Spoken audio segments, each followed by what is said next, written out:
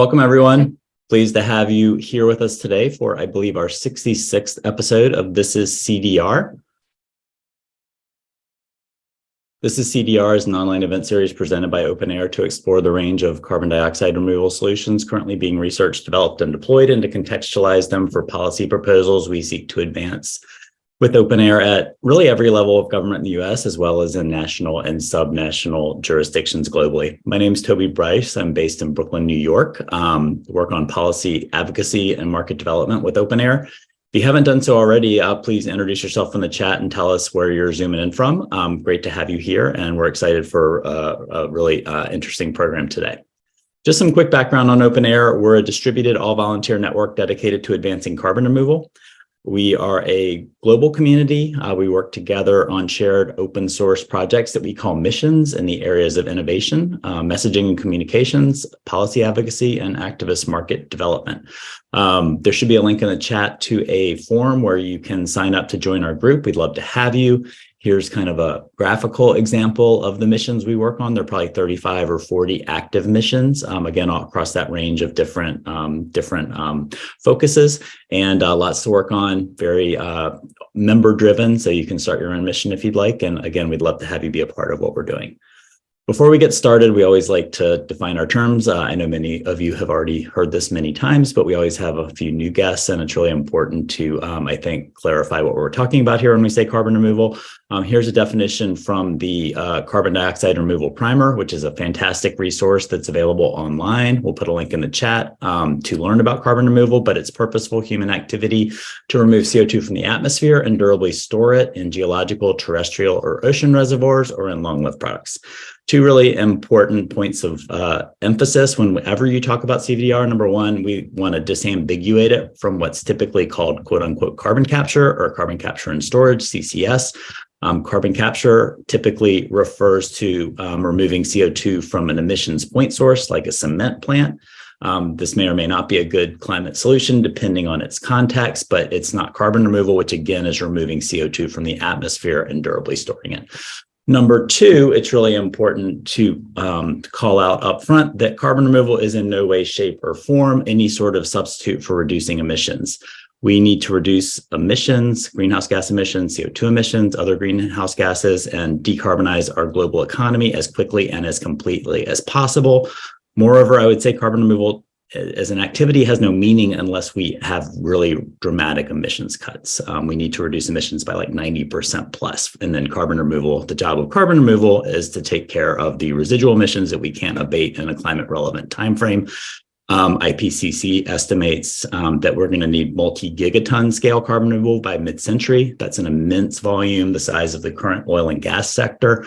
And we are currently at kiloton scale. So it's really important that while not taking our eye off the ball of reducing emissions, we need to start advancing carbon removal now, investing in a range of pathways, and then figuring out what works. So the carbon removal will be there when we need it at mid-century at the requisite scale. Enough from me. I want to hand it over to my colleague, Megha, who is going to talk a little bit about run of show and introduce today's amazing guests. Megha. Hey everyone, I am Megha. I'm an OpenAir member based in London, and I work on policy and market development as well. So as usual, we're going to have a short presentation from Zeke and Freya, followed by a few prepared questions, and then moderated audience Q&A from Toby. So please type any questions you have into the Zoom's Q&A box. Know that that's separate from the chat box, so please try to find the right one so that we can organize the questions a bit more easily. The event is also being recorded, so we'll send the video link to everyone who registered, and we will also post to OpenAir's website and to the YouTube channel. This week on This is CDR, we are pleased to welcome Carbonplan's Freya Chay and Frontier's Dr. Zeke Hausfather, who will present and discuss the recent updates to the organization's excellent CDR Verification Framework. Freya Chay is a program manager for Carbonplan. Freya has an interdisciplinary background in decarbonization, and she is particularly interested in how climate force transformations will impact culture and communities. She holds an MS in Earth Systems and a BS in Computer Science from Stanford University. Dr. Zeke Hausfather is climate research lead for Stripe. He is a climate scientist whose research focuses on carbon removal, observational temperature records, climate models, and mitigation technologies. Zeke spent 10 years working as a data scientist and entrepreneur in the cleantech sector, where he was the lead data scientist at Essess, the chief scientist at C3.ai, and the co-founder and chief scientist of Efficacy 2.0. He's also worked as a research scientist with Berkeley Earth and was the senior climate analyst at Project Drawdown, the US analyst for Vrije, and the director of climate and energy for the Breakthrough Institute. He has master's degrees in environmental science from Yale University and Vrije Universiteit Amsterdam, and a PhD in climate science from the University of California, Berkeley. So over to you when you're both ready. Thanks, Megha. Really happy to be here. Thanks for having us. I'm going to share my screen to kick us off.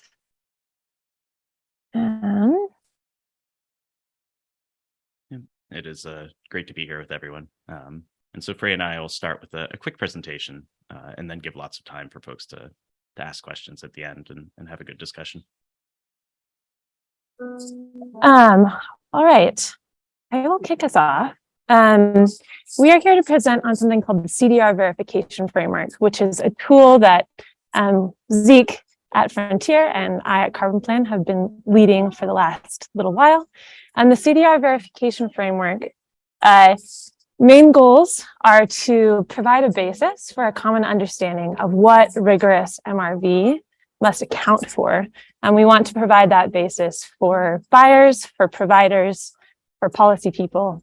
And at the root, this is a framework for consistently and rigorously quantifying outcomes across and within CDR approaches. Zeke, if I could hand it over for you for a moment, there's some background noise here that I should take care of. Of course. So there's a number of different purposes that we had when we set out to build the CDR verification framework. And part of the impetus for this is, CDR, particularly permanent carbon removal, is a very young field. And there's a lot of different approaches with different levels of scientific understanding and different levels of development and data collection. And so what we wanted to do is create a consistent framework to evaluate all of these different pathways. And that includes identifying the key elements that are required to quantify removals in each of those pathways. So what are the different areas where we could potentially have uncertainty or potential reduction in the ultimate amount of CO2 removed? We want to characterize the uncertainty associated with each of those elements. So essentially, how big an effect could that element have on reducing the net CO2 associated with a particular pathway? To help inform the development of high quality protocols and methodologies. Essentially, the tool is not intended to be a protocol itself, but it's intended to identify all of the boundary objects that if you're looking to develop a protocol for, say, enhanced rock weathering or ocean alkalinity enhancement through electrochemical means or any of the other pathways we assess, we want to make sure that we're identifying all of the major uncertainty elements that you would have to quantify in order to be confident in the delivery of tons from that pathway. And then finally, we want to provide the ability to aggregate all of these uncertainties up into overall pathway verification confidence levels that are sort of a directional estimate of how certain we are about tons produced by different CDR pathways today. Obviously, a lot of the uncertainties that we assess will be resolved with additional measurements, with additional modeling. And so, we very much want to emphasize that both the current uncertainty for each element in the tool and the overall verification confidence levels are very much a snapshot of the market as it is today. And we expect that these pathways become more certain over time as we deploy them in the real world, as we collect data, and as we, do a lot more systems level work through modeling groups and others to try to reduce these uncertainties. You got the background noise taken care of, Freya? Yep, it's gone. Awesome. Thanks, Zeke. So maybe to give everyone a picture of what this tool actually looks like, the framework is available online in an interactive form. For each pathway assessed, there is a diagram kind of showing how all of these different elements that must be accounted for relate to one another.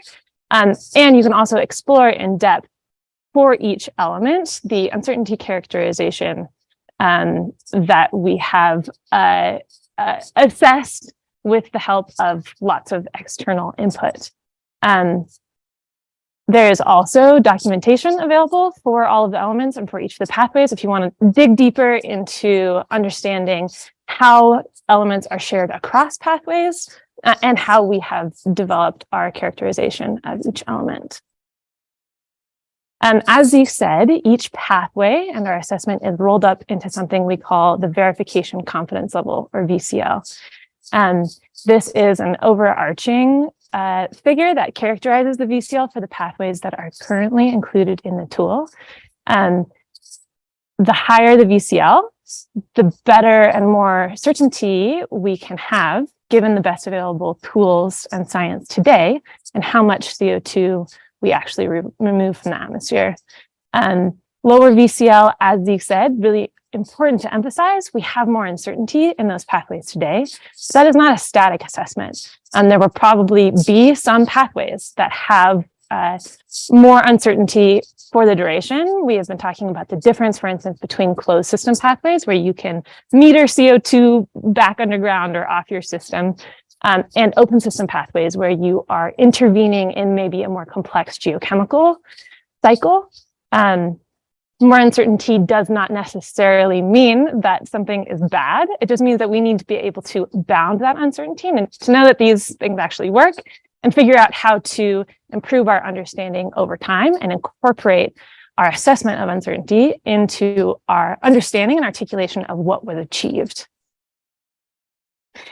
To dive into the VCLs just a little bit, these are basically calculated by adding up the component uncertainties from that pathway diagram. So we, for each element in each pathway, we characterize an uncertainty as negligible, which is a less than 1% potential impact on the estimation of net CDR, low, a 1 to 5% impact, medium, a 5 to 20% impact, high, a 20-50% impact, or very high, which means that you could, this uncertainty, given our best available quantification of that element, could actually shift your understanding of what was achieved by 50% or more. Those component uncertainties are added up to result in the overall classification of VCLs for the pathway. Oftentimes, this results in a range of VCLs, potential VCLs, rather than a single VCL, because of variable options for implementation within a given pathway and their impact on resulting uncertainty. Before I hand it back over to Zeke, these are the current pathways that are included in the framework. But I want to emphasize that this framework and this tool, it is meant to be a living tool that will grow and change, hopefully expand and improve over time. We have already done several rounds where we either update pathways based on new evidence or feedback, or add pathways. And with this community in the room, I really want to emphasize that we are interested in making this tool as useful and as up-to-date as possible, and really look forward to the community's engagement on letting us know what that means. Zeke, can I pass it over to you? Sure. While we're on the topic of uncertainties by pathway, I should emphasize that in the tool, we're trying to provide an aggregate view of a lot of different types of uncertainties. And depending on how you prioritize those uncertainties, you can get different results. So, for example, the tool right now is designed around, long-term durability of the carbon as, a big part of the certainty in a pathway. And so something like biochar, for example, could be much higher certainty if you're only concerned about century scale removal of carbon from the atmosphere versus millennial plus scale.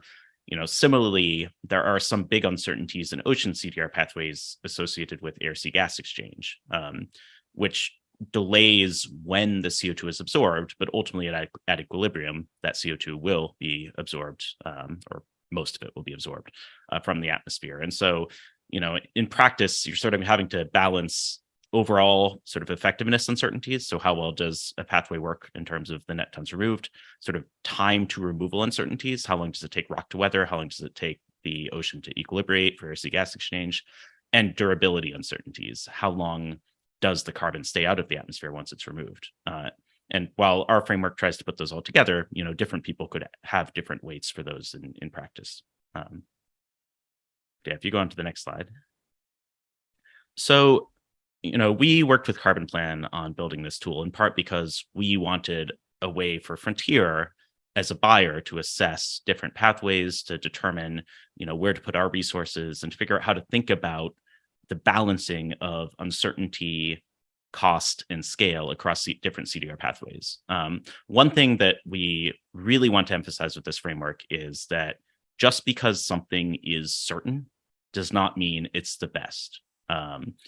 Direct air capture is a fairly certain pathway, though there are some caveats around secondary energy use implications and cannibalizing clean energy and all that sort of stuff that we still need to work out as a field. But that aside, DAC is fairly certain. We can measure the amount of CO2 we take out of the air. We can measure the amount we eject into the ground. And it's really expensive. Direct air capture is upwards of $500 a ton today and $600 a ton today in most applications. And it doesn't really have a pathway to getting to close to $100 a ton for decades to come. Other pathways, for example, enhanced rock weathering, are less certain today. You're operating in an open system. There's uncertainties in the rate of weathering. There's uncertainties in evasion between the fields and the oceans. There's a few other, smaller uncertainties in the pathway. But it's much, much cheaper than direct air capture today. And so there's sort of a question for us as we're approaching pathways of how do we balance those two dynamics? And so a general rule of thumb that we set, and again, this is for Frontier. It's different buyers can have different priorities here. But what we think is that, pathways that are sort of in the very low VCL range, say VCL1 pathways, are areas that, are potentially promising in the future, but we need to do a lot more basic science before we can really nail down the effectiveness or be in a position where we could, trust tons delivered from that pathway. And so those are an area that we've prioritized for things like R&D grants or more basic scientific research. For VCL2 pathways, we have evidence that they are actually capturing carbon. The magnitudes are still fairly uncertain. It's tough to tie them directly to delivered tons. But we definitely have explored doing pre-purchases with those pathways to get more data to help scale them up to figure out what works and doesn't work. And then for pathways of VCL3 and above, for Frontier at least, we've identified as that as the line for which we think pathways are potentially offtake eligible. So we're talking about much larger contracts that are pay on delivery, where we can actually have confidence in defining how delivery is determined and measured in terms of tons that are actually produced through those pathways. And so the one thing we want to make sure that people don't take away from this exercise is that only the most certain things are good. That's not necessarily true. And if you go to the next slide, I'll give you a quick example of that. So when we're looking at the way to assess tons delivered by a particular project, we want to try to figure out a way to internalize the uncertainty of that pathway into those tons. And the reason for that is because, for better or worse, we're in a world where CDR is denominated by tons. And in legacy carbon markets, it's often been the case where a ton is not a ton is not a ton. The quality of tons has differed dramatically, and that leads to a lot of problematic dynamics in the market where there might be a race to the bottom in terms of quality because you can buy the cheapest, lowest quality tons and they still count because they're a ton. And in the permanent CDR space, we want to get ahead of that problem. We want to make sure that we have rigorous ways to assess the uncertainties associated with different pathways and to effectively discount tons based on those uncertainties. So when we're comparing a ton of, say, enhanced weathering to a ton of direct air capture, we can internalize the uncertainty of the latter and the uncertainty of both, I should say, into the relative price of those tons and figure out what we're paying. And to that end, we've asked companies who apply to sell to Frontier to use the CDR verification framework to assess the uncertainties across all the different elements we've identified in their pathway and propose a discounting of the tons they delivered based on their uncertainties. We don't necessarily want to have pathway level constant haircuts. And the reason for that is we want to give room for innovation for companies to figure out how to reduce those uncertainties.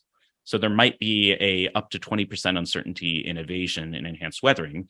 But if you're a company that has done a huge amount of work in mapping the pH of the river basins in which you operate, you might be able to say, well, wait a minute. No, we actually know that it's only a 10% uncertainty because, here's this model, here's all these pH measurements, here's why we have confidence that, it's much lower than that upper bound for that particular uncertainty element. And that's a good thing. We want companies to be able to differentiate based on the quality of their MRV and the ability to provide more certain results from their CDR efforts. So effectively what we've done with this is use the framework to calculate net tons, which is delivered tons minus the uncertainty discount. Delivered tons themselves have sort of traditional life cycle emissions subtracted from them upstream, though you could potentially include life cycle emissions in the uncertainty discount if you wanted. They're just a little bit more certain in most cases, is a netting out of sort of the emissions in the process. And then more uncertainty means a bigger discount of tons. That reduces the net tons removed and effectively increases the price per ton. So if you are effectively delivering less tons because of your uncertainty, then the cost per ton is higher, and that pathway is potentially less competitive than others because it includes a premium for that uncertainty. So if you could go to the next slide, I'll give a quick example of that. So if we look at something like direct air capture versus enhanced rock weathering, and these values are hypothetical, don't put too much stock in them. But say we look at a DAC company, the DAC company assesses all of the uncertainty elements in their pathway. They propose to us, and we accept a 5% uncertainty discount associated with secondary energy use implications and say some potential leakage risks. We look at a similar enhanced rock weathering company, and because of evasion and the delay and uncertainty in measuring the actual weathering of the material, we agree on a 34% uncertainty discount for that pathway. Now that means that for an initial delivery of 100 gross tons, the DAC project delivers 95 net tons, and the enhanced weathering company delivers 66 net tons. But because the price of DAC started out so much higher, in this case, $800 a ton, which is not untypical today for what you'd get on the market, and the enhanced weathering company started out much cheaper, say $250 a ton, it still ends up that even once you give the enhanced weathering a pretty hefty uncertainty discount for the uncertainty elements that we can quantify, it still ends up being less than half the cost of direct air capture. And we can be fairly confident, assuming we're getting the uncertainties right, in the actual amount of net tons delivered for enhanced weathering here. And we're trying to purposely be somewhat conservative. And so this is a way to try to put open system pathways like enhanced weathering on a level playing field with more closed system pathways like direct air capture, where the MRV is more straightforward. So this works in principle. Where it might not work and where we need to be careful is where there might be big lurking unknown unknowns. So we've done what we think is a fairly comprehensive job of talking to most of the experts, or many of the experts in the field and suppliers, and assessing the different uncertainty elements for each of these pathways. But, the Earth is a complex system. We don't know everything perfectly. And the carbon space is replete with past examples of things that people thought would be good, but turned out because you drew the life cycle boundary incorrectly, or because there was some, scientific uncertainties that weren't being properly taken into account, that things ended up being a lot less effective than we thought. Corn ethanol is sort of the classic example. No-till agriculture is another great one, where a decade of research has found that there's almost no net carbon effect, despite many people selling carbon credits for it. And so we want to make sure that there's not similar pitfalls lurking for some of these open system pathways. And so the way to do that effectively is to, keep abreast of the most recent research, provide resources for scientists to dig into these issues, and identify where the gaps are today. Where might there be dragons lurking, and how do we drive out those dragons before we feel comfortable scaling things up? And that's one of the reasons for Frontier, at least, we've sort of decided on VCL3 as the rough cutoff for where we think we're confident enough that there's not dragons lurking around the corner, and that we can start scaling up these pathways without it coming back to bite us, without much of a risk of discovering that it doesn't actually remove net CDR at all in the future. And again, our expectation is these pathways will generally become more certain over time. We'll get more measurements of weathering rates. We'll get more confident in trace element analysis. We'll get more comfortable in modeling of air-sea gas exchange in different regions of the ocean. And we'll be able to provide tighter bounds on these uncertainties and potentially reduce some of these uncertainties and have higher amounts of tons that we're comfortable being delivered by these pathways over time. So yeah, that's in a nutshell. I think that's the last slide. Yeah. That's in a nutshell the tool we put together and sort of how we're using it at Frontier, and would love to have a good discussion about it. Awesome. Thank you guys so much. That was really great. And, again, kudos for putting this together, because I think it's hugely valuable for the ecosystem. First question, the tool's been put in practice, at least in one instance with I guess the fall 2022 Frontier pre-purchase cycle. And let me put a link to that in the chat. You can actually just go to the GitHub site and you can see how there must be, I don't know, 20 or 30 applications there, and see how the companies actually use a tool to get to their pricing and sort of self-assess their uncertainties, the different VCLs. Can you talk a little bit about how that worked? I mean, it was a kind of a beta, a dog fooding your own tool and a beta test. Like what went well? Was there any aspect of it that didn't work so well that you might want to change in the future? Has it informed future, iterations of the tool? It'd be great to hear what you guys think about that. Yeah, it's a great question. And it is very much, a work in progress of how we practically apply this. Because it was the first time we gave folks a lot of leeway in terms of how to interpret their pathway in the tool in proposing discount amounts. And obviously what they propose in the application is the start of a negotiation, particularly if we end up choosing that company to go forward with the pre-purchase.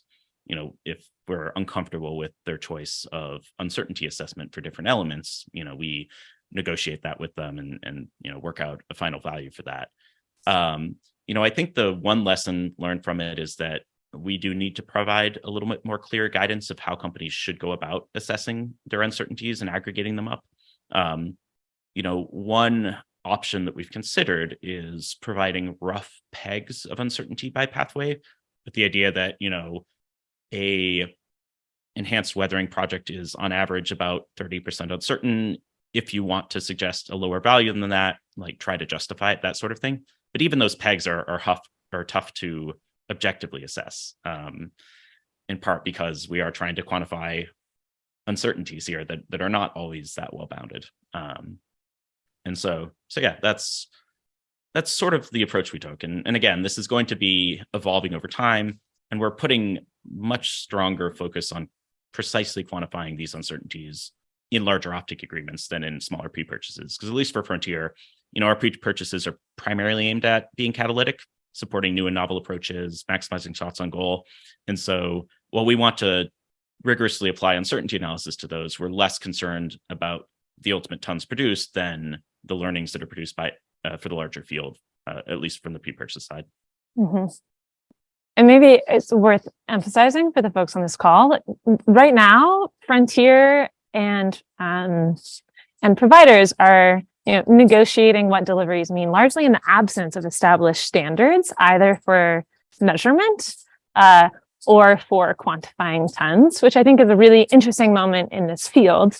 There are ongoing conversations about what it would look like to develop protocols that provide more robust guidance, maybe based on the VCL framework, or at least that boundary, life cycle assessment boundary, about what it actually means to rigorously quantify that uncertainty and count tons. But yeah, interesting moment where everyone is trying to figure out right now how to actually do that and what it looks like to do it well. Yep. One just quick follow-up. What can you characterize the sort of applicant's self-assessment of uncertainty relative to the Frontier assessment of the applicant's uncertainty? Did the applicants tend to overestimate or underestimate their uncertainty, and maybe by like what rough factor on average?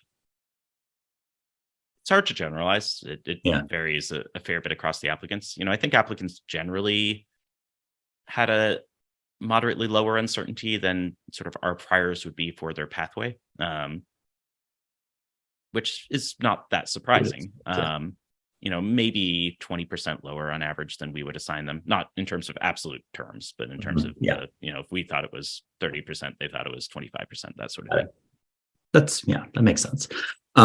Switching gears a little bit, and maybe I'll throw this one at Freya since we talked about it a little bit the other day, but so there are different kinds of uncertainties in the framework. Some of them are related to measurement and delivery of the CDR. And that's one thing. Obviously, you want to get what you pay for, and you don't want to be saying you're delivering a certain amount of CDR and be delivering a fraction of that.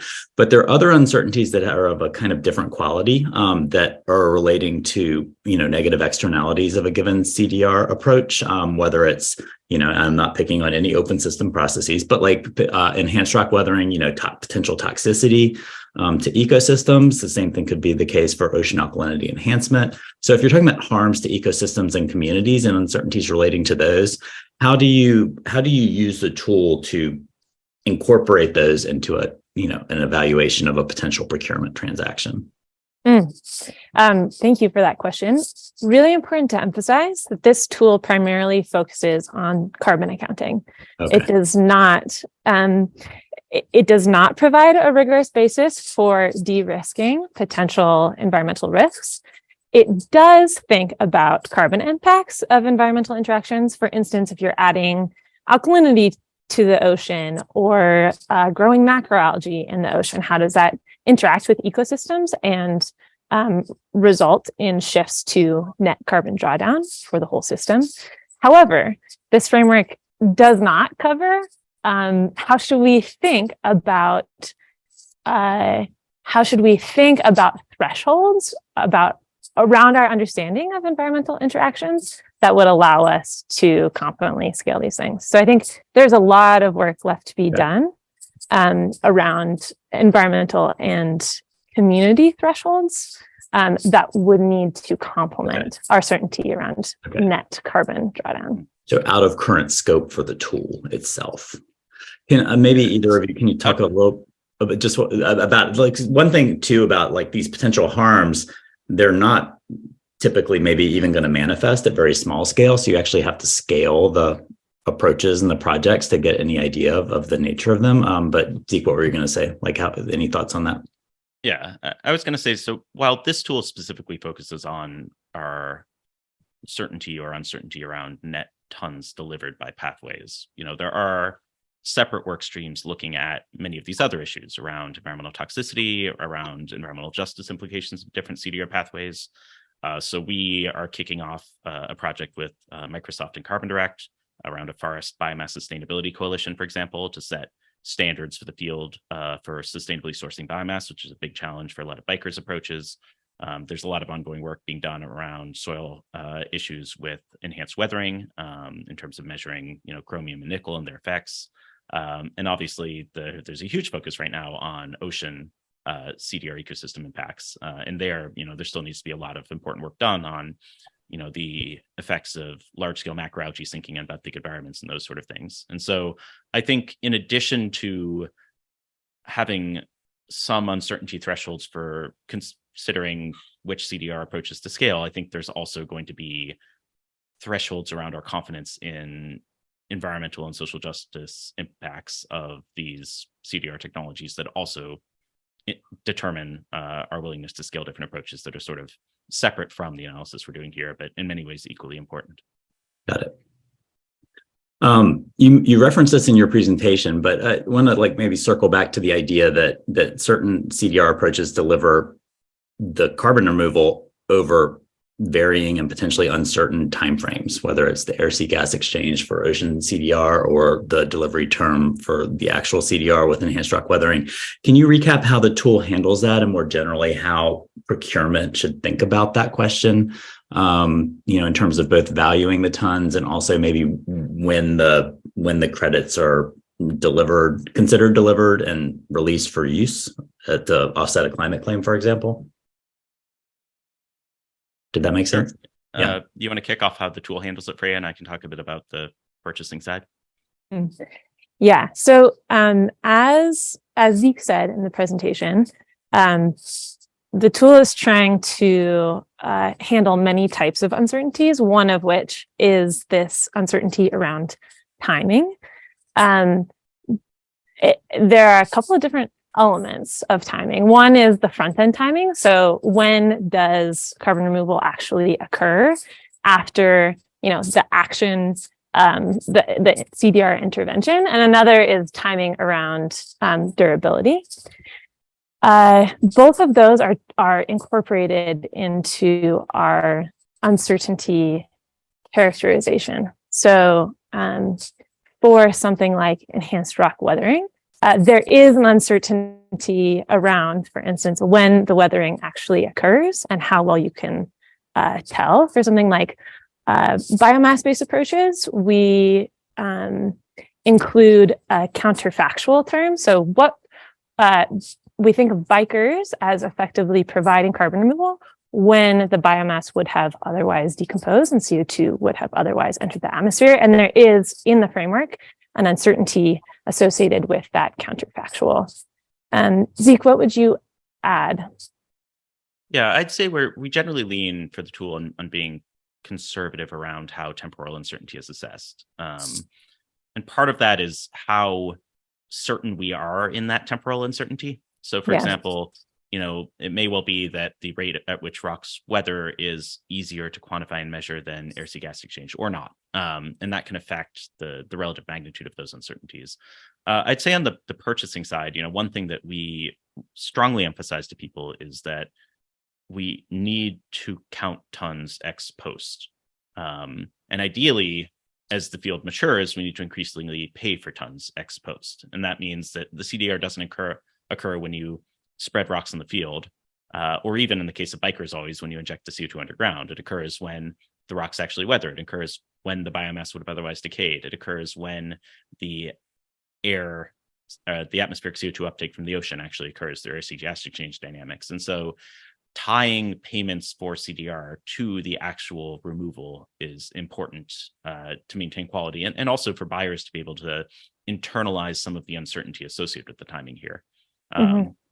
And so, as we move into exploring more open system pathways for offtakes at Frontier, we are trying to get clarity from the community around agreed upon standards for measuring the actual uptake across these different pathways so we can tie payments and tons delivered to specific measurements of, say, rock weathering or biomass decomposition counterfactuals. Well, it's a counterfactual, so it's hard to measure-ish, but or air-sea gas exchange dynamics and that sort of thing. And so in that way, we can help internalize some of these uncertainties that we identify in the pathway such that they're not actually uncertain for the buyers because we're only paying when the thing actually happens.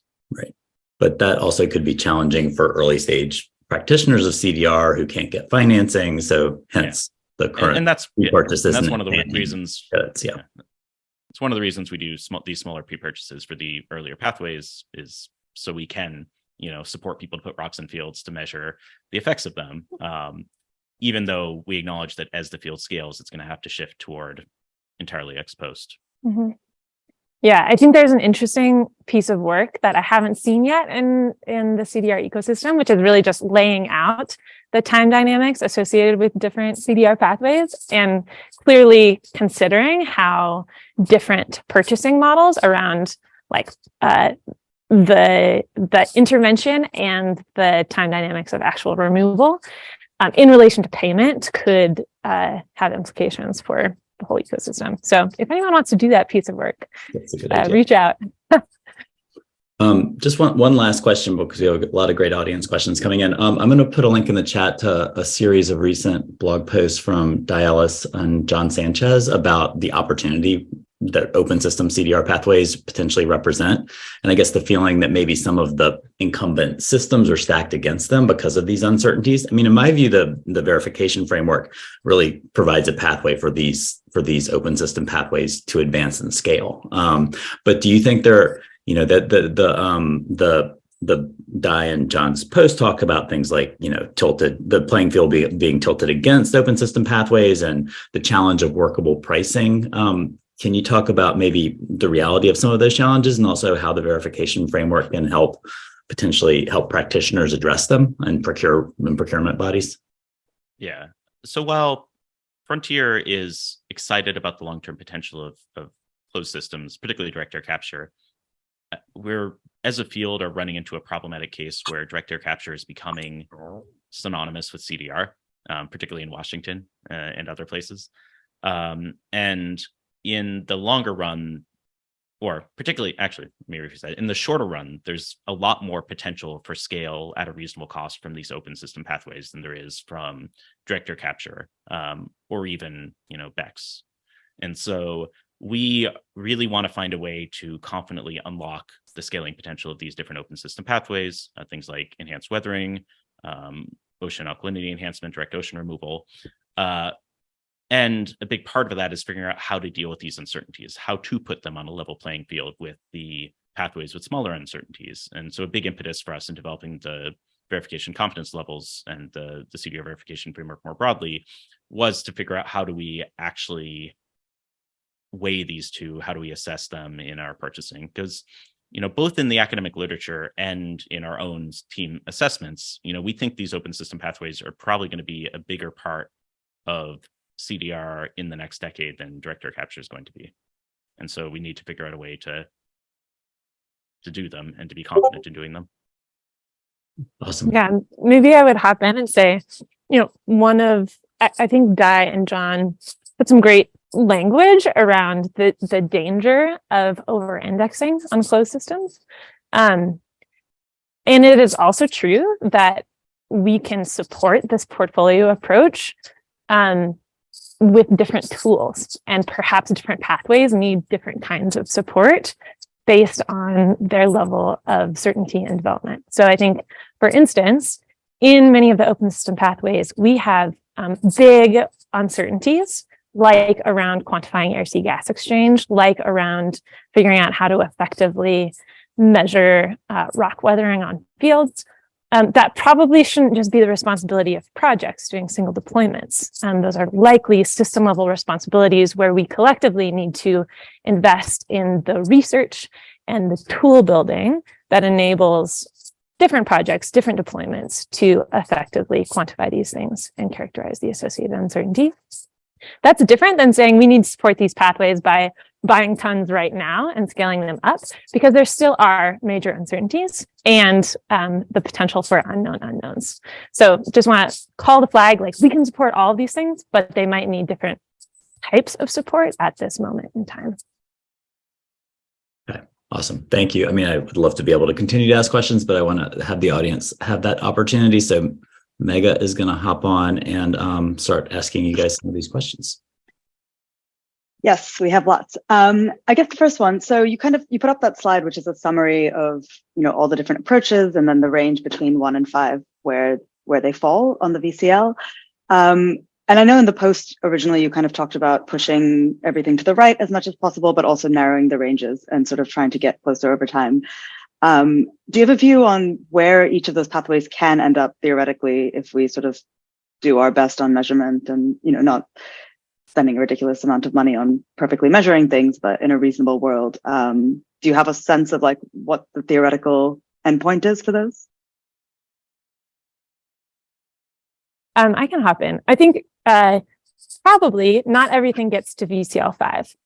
Ocean alkalinity enhancement or something in the ocean, like it's always going to have more uncertainty because you're in a more complex system than direct air capture, where you can meter CO2 off your system. And especially if you're mineralizing it, like you can really bound your uncertainty quite effectively for that in ways that probably open systems will never reach.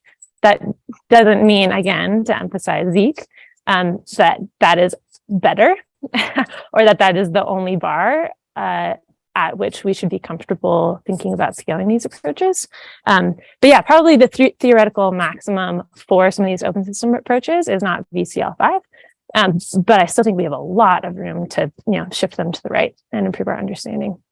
Yeah, I think most pathways could probably get to at least VCL 4, VCL 3 at a minimum. And if they're pathways that never do, they might not be the ones that ultimately work out. Because if we're always so uncertain if they actually work, then it's probably going to be hard to scale them. But I do think there is a pathway for most of these things to get to VCL 4 or close to there.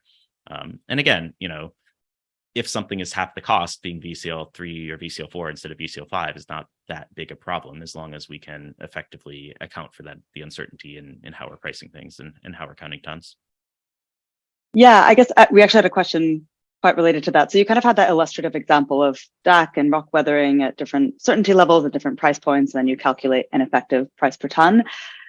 Is that kind of how you see this playing out, where you calculate the effective price and then the different forms of CDR almost become fungible and you can trade them off just based on like price and timing and a couple of things like that? Or is there more to the story?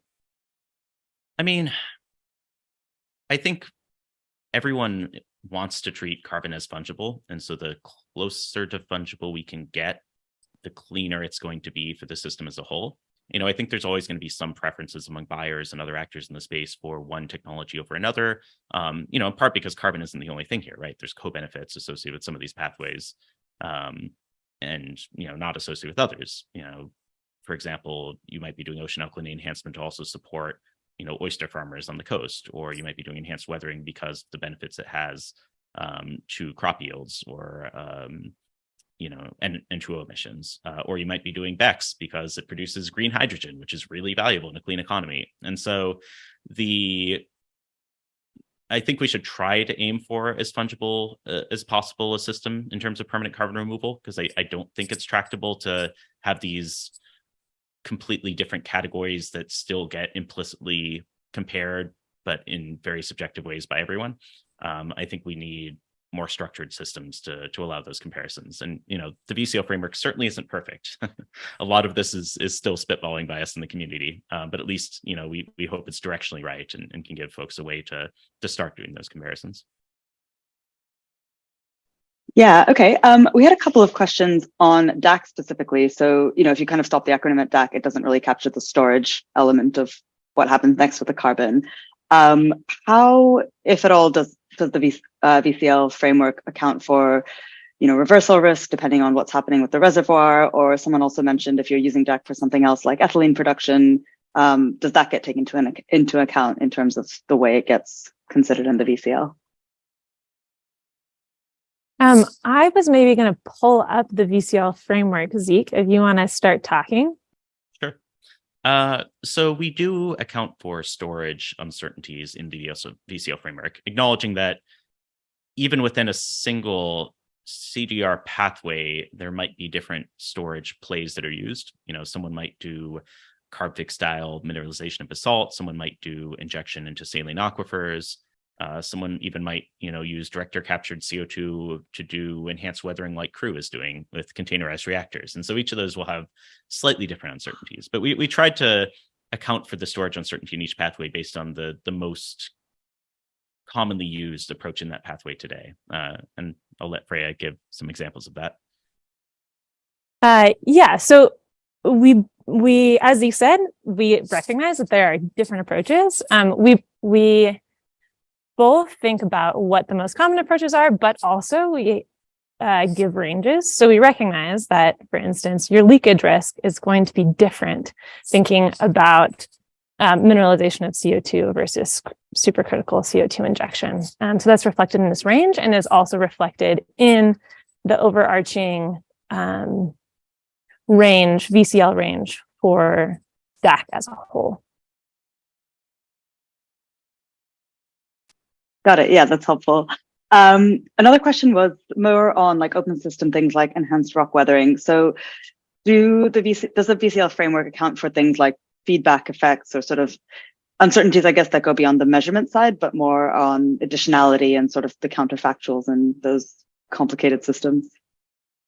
So we try to account for the counterfactuals that are sort of material but not financial, if that makes sense. So for example, with biomass, the counterfactual storage time of the carbon in that biomass is accounted for. The counterfactual use of that biomass is accounted for. If you're taking agricultural residues that were previously used as animal feed and using them for CDR, then you need to account for the embodied emissions in replacing that animal feed. Or even, what is the nitrogen and potassium and phosphorus that's added by plowing corn stover into the soil? How much emissions are needed to replace that if you're then using that to produce bio oil instead? Those sort of questions are all we try to take into account. What we don't necessarily take into account is more traditional questions of financial additionality, like was this project going to be built anyway? That is less of a concern for most of the permanent CDR pathways we're assessing here, but it certainly is a separate sort of lens of risk, particularly given the interactions of government subsidies and private sector markets. And so, companies, even if something is high VCL, if the government is paying for it to be done, regardless of if you pay for the tons from that project, then that's not additional, and that's its own separate problem.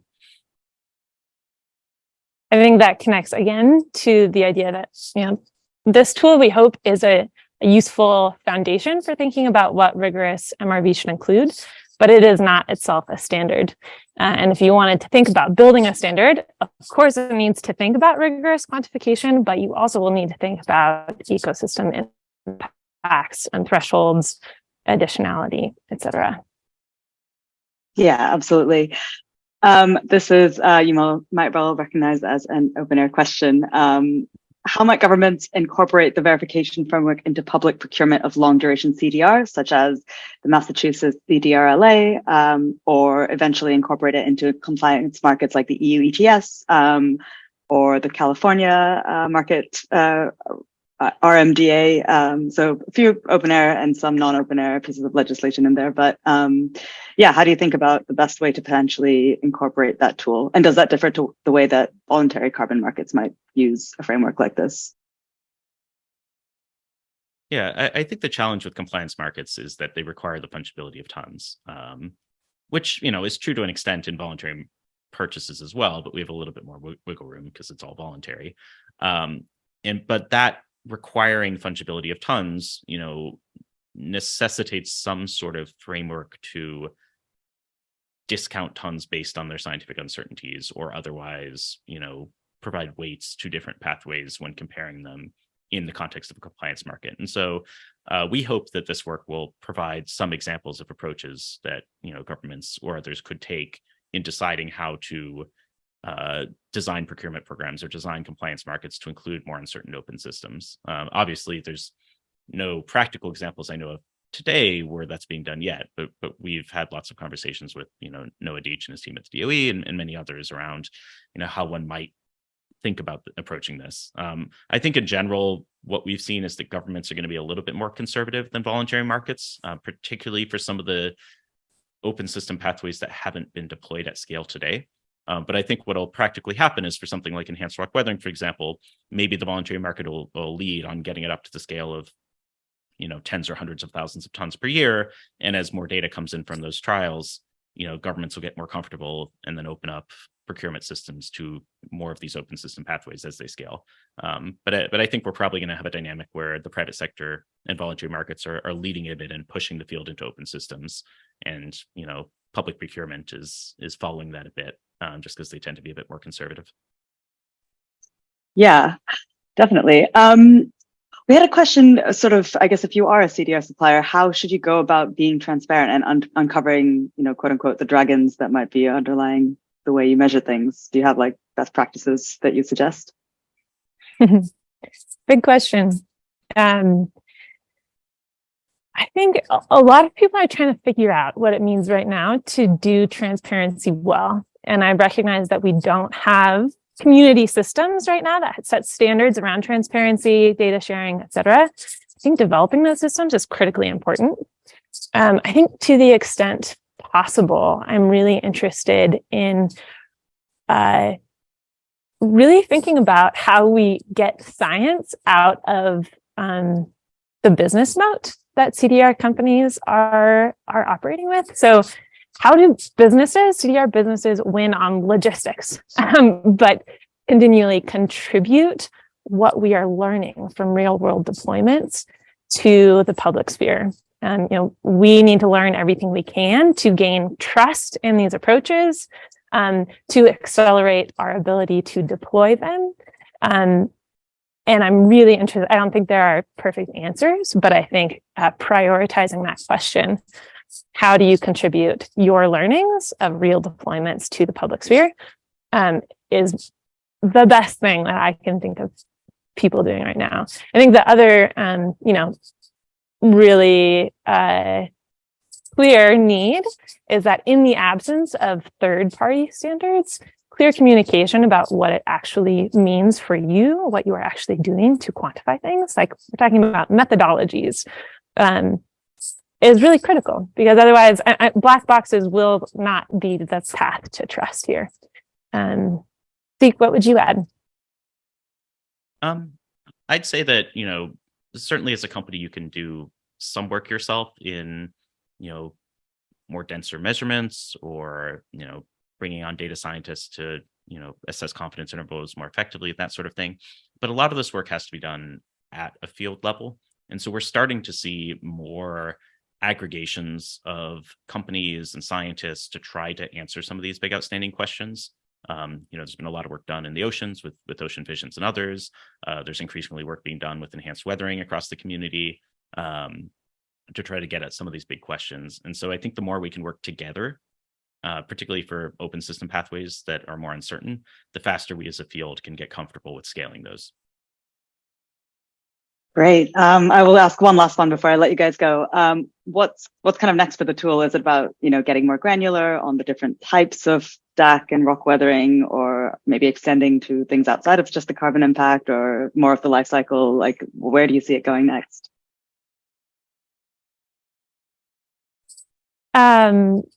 Well, this work in particular would reiterate what I said earlier.